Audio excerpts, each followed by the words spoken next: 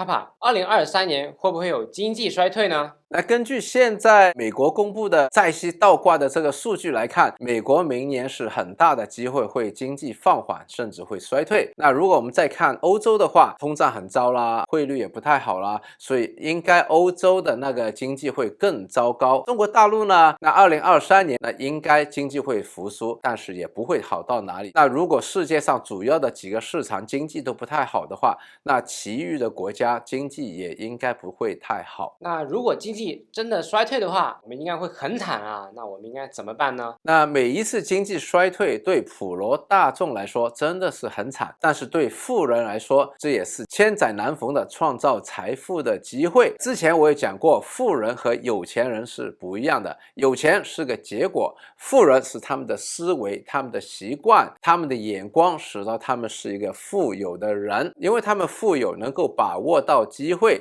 最终的结果是有钱，所以富人不等于有钱人。那富人到底有什么不一样呢？特别是在一个经济衰退的时候，富人会做以下的5点。第一个，他们会事先把生活不必要的开支减到最低，无论他今天有没有钱，他的生活都会很简单朴素。我们看看巴菲特，钱一辈子用不完，但是他今天吃的用的还是相对来说非常的省。一个良好的省钱的生活习惯可以使到一个经济衰退的时候，生活的开支可以控制，而不会入不敷支，而剩下来多余的储蓄也可以趁着这个机会去投资。那在这里呢，我们要分清楚消费开支和投资是不一样的。消费是钱出去了之后没有回来的机会，投资特别是要好的投资，是我投放了这么多的钱，以后回来的钱要更多，有一个好的回报。巴菲特也好，李嘉诚也好，觉得最好的投资是投资自己的脑袋。这就带出第2点，在经济衰退的时候，学习提升自己的能力变得更加重要。无论是财商的能力、投资的能力，或者是创造价值的能力，当自己的能力提升之后，富人可以把握机会做以下东西。第一个是创业。很多人想不通，经济不好，生意难做，为什么要在经济衰退的时候去创业？其实一个初创企业相对一个传统的大公司来说，资源上比较匮乏，在招聘人才的时候比较不利。在经济好的时候，传统的大公司都在招聘，有很优厚的条件，那小公司就很难招到好的人才。而经济衰退的时候，大公司有大量的裁员，这个时候就正好给初创企业、小的公司有机会能够吸纳到一些好的人才。所以我们看到过去每一次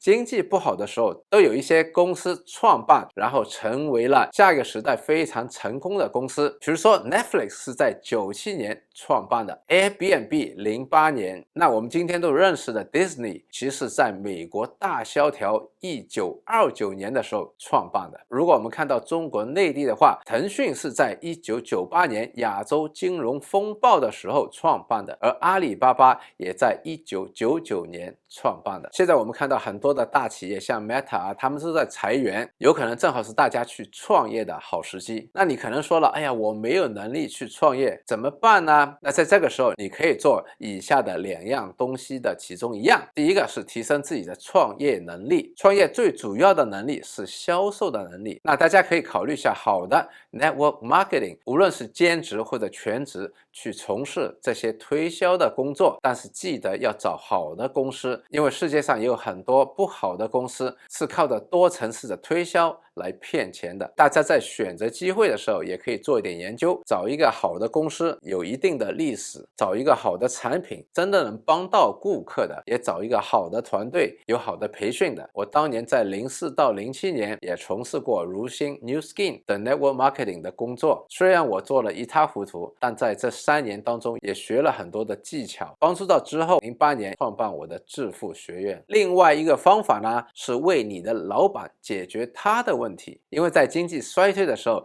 生意难做，老板的头痛一定会更加的多，而他可能还要裁员，所以身边的员工又少了。如果你能够帮助老板解决他的头痛，那一定会得到老板的赏识。当你的老板生意再好做的时候，有可能会提拔你，甚至给你股份，邀请你做 partner。这个途径是最直接、最有效的提升大家收入，甚至变成公司合伙人的一个方法。解决问题这个能力，无论是做老板为客户解决问题，或者是打工的为老板解决问题，都是要不断的学习，这个能力才会提升。如果你的工作很稳定，比如说打政府的工，也不能坚持，收入也蛮稳定的，可以趁着这个机会去学多点投资。因为经济不好之后，各国的央行会量化宽松放水来刺激经济，这样也会使到股票市场最初是因为经济衰退往下跌，然后因为量化宽松往上涨，可能在这个时候是去寻找好的股票捞底的机会了。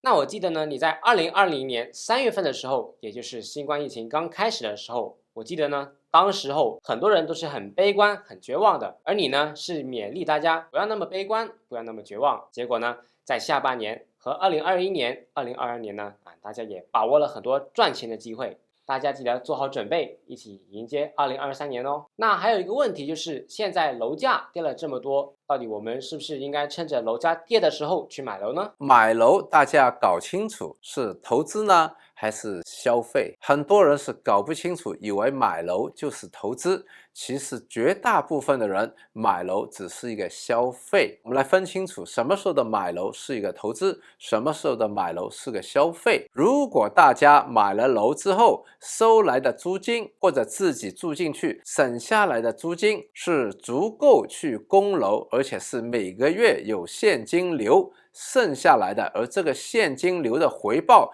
要比你把这一笔资金放在其他的投资里更高的话，那就是一个好的投资。相反来说，如果买了楼之后供楼的利息支出要比你租这个楼还要高的话，而你放下去的资金如果放在其他的投资里面所收到的回报比你省下来的租金要少的话，这就是一个消费。那我个人觉得呢，如果你现在已经是非常有钱了，想花一笔钱来改善生活，作为一个消费，是什么时候都可以买楼的。只要这个楼你喜欢，你家里人喜欢，买了之后会好好的享用 ，Why not？ 但如果大家的资金不是那么的充裕，在有限的资金里面，最好是先投资再消费。像我们刚才所说的，在经济衰退的时候要减少消费，增加投资，所以我们要把有限的资金把握这个经济的衰退，投放在高回报的地方，把我们的资金财富滚大了之后，那可以消费豪宅了。所以在买楼作为一个投资的时候，